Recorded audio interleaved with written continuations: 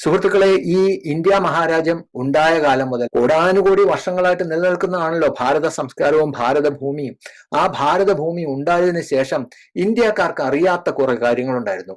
സ്ത്രീകളെ ബഹുമാനിക്കണം, സ്ത്രീ അമ്മയാണ്, സ്ത്രീ ദേവതയാണ്, ബേട്ടി പഠാവോ ബേട്ടി ബച്ചാവോ, ഇങ്ങനെയുള്ള കാര്യങ്ങളെല്ലാം നമുക്ക് പറഞ്ഞു തന്നെ ഈ കഴിഞ്ഞ 11 വർഷമാണ് ജനങ്ങൾ ഇത് പഠിച്ചത്.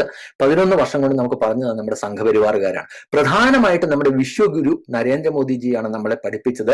പെൺകുട്ടികളെ പള്ളിക്കൂടത്തിൽ വിടണം. അതുവരെ 2014 വരെ ഇന്ത്യയിലെ പെൺകുട്ടികൾ ആരും പള്ളിക്കൂടത്തിൽ പോയിട്ടില്ല. കാരണം ഇന്ത്യക്കാർക്ക് അത് അറിയില്ല. മോദിജി വന്നു കഴിഞ്ഞപ്പോഴല്ലേ ബേട്ടി പഠാവോ എന്ന് പറഞ്ഞപ്പോഴാണ് എല്ലാവരും സ്കൂൾ ബാഗ് ഒക്കെ വാങ്ങി പിള്ളേർക്ക് യൂണിഫോം ഒക്കെ വാങ്ങിച്ചു കൊടുത്ത് പിള്ളേരെ പറഞ്ഞു വിട്ടു. ഇതിനു മുമ്പ് എങ്ങനെയാണെന്ന് വെച്ചാൽ പെൺമക്കൾ ജനിച്ചു കഴിഞ്ഞാൽ ഉടനെ അടുപ്പിന്റെ ചുവട്ടിൽ കൊണ്ടുവയ്ക്കും, എന്നിട്ട് പുക ഊതാനായിട്ട് കുഴലെടുത്ത് കൊടുക്കും, കൊച്ചിനോട് ഊതിക്കോളാൻ പറഞ്ഞു.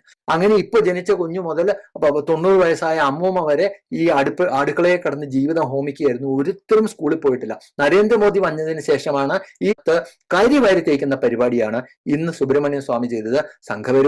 സാധാരണ സംഘപരിവാറുകാരുടെ മുഖത്ത് കരിവാരി തേച്ച പ്രശ്നമല്ല.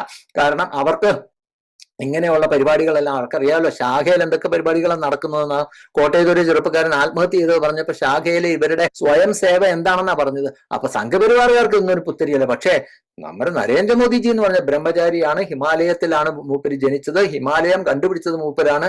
ഇടയ്ക്കിടയ്ക്ക് ഫ്രീ ടൈം കിട്ടുമ്പോൾ മൂപ്പര് മെഡിറ്റേറ്റ് ചെയ്യും. ദിവസവും 10 മണിക്കൂർ യോഗ ചെയ്യും. എന്തെല്ലാം. പിന്നെ ഈ ബയോളജിക്കൽ നീഡ്സ് ഒന്നും മൂപ്പർക്കില്ല.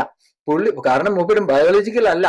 നമ്മളെ പോലെ മജ്ജയും മാംസവും ഒന്നുമുള്ള മനുഷ്യനല്ല. പരമാത്മാവ് നേരെ നൂലിൽ കെട്ടി ഇറക്കിയതാണ് ഭാരതത്തെ ആത്മനിർഭരമാക്കിയിട്ട് ശൂന്യാകാശത്തിലേക്ക് പറഞ്ഞു വിടാനായിട്ട്, അല്ലെ? അപ്പൊ നമ്മുടെ നരേന്ദ്രമോദിജിയെ കുറിച്ച് ഇങ്ങനെയുള്ള ആരോപണം വന്നു കഴിയുമ്പോൾ നമ്മൾ എങ്ങനെ അത് ചർച്ച ചെയ്യാതിരിക്കും?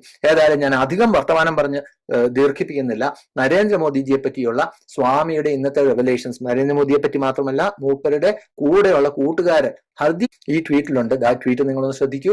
ഈ ട്വീറ്റിൽ സ്വാമി വ്യക്തമായിട്ട് പറയുന്നത് എന്താ? നരേന്ദ്രമോദിക്ക് അമേരിക്കയുടെ ബ്ലാക്ക് മെയിലിംഗ് നിന്ന് രക്ഷപ്പെടാനായിട്ട് ഇനി നിവൃത്തിയില്ല. Using the ugly sex revelations of Hardeep Puri. Hardeep പുരിയെ കുറിച്ചുള്ള വൃത്തികെട്ട ലൈംഗിക റെവലേഷൻസിന് എന്താ പറയുക? വെളിപ്പെടുത്തലുകൾ. ഹർദീപ് പുരിയെ കുറിച്ചുള്ള വൃത്തികെട്ട ലൈംഗിക വെളിപ്പെടുത്തലുകൾ. എന്തൊരു വർത്തമാനമാണ് സുബ്രഹ്മണ്യ സ്വാമി പറഞ്ഞ.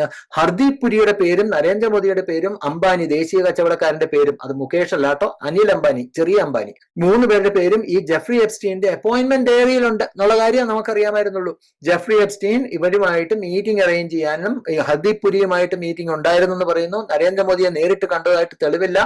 അപ്പോയിന്റ്മെന്റ് കാലണ്ടറിൽ ഇവരുടെ പേരുണ്ടായിരുന്നു. ഹർദീപ് പുരിയുടെ പേര് 5 തവണയും നരേന്ദ്രമോദിയുടെ പേര് 1 തവണയും മോദി ഓൺ ബോർഡ് എന്നൊക്കെ എഴുതിയെന്ന് മാത്രമല്ലേ. അല്ലാതെ ഈ വൃത്തികെട്ടവും സ്വന്തം മക്കളുടെയോ അല്ലെങ്കിൽ കൊച്ചുമക്കളുടെയോ പ്രായമുള്ള കുഞ്ഞുങ്ങളുമായിട്ട് നമുക്ക് പറയാൻ പോലും സാധിക്കില്ല. അങ്ങനെയുള്ള വൃത്തികെട്ട പരിപാടി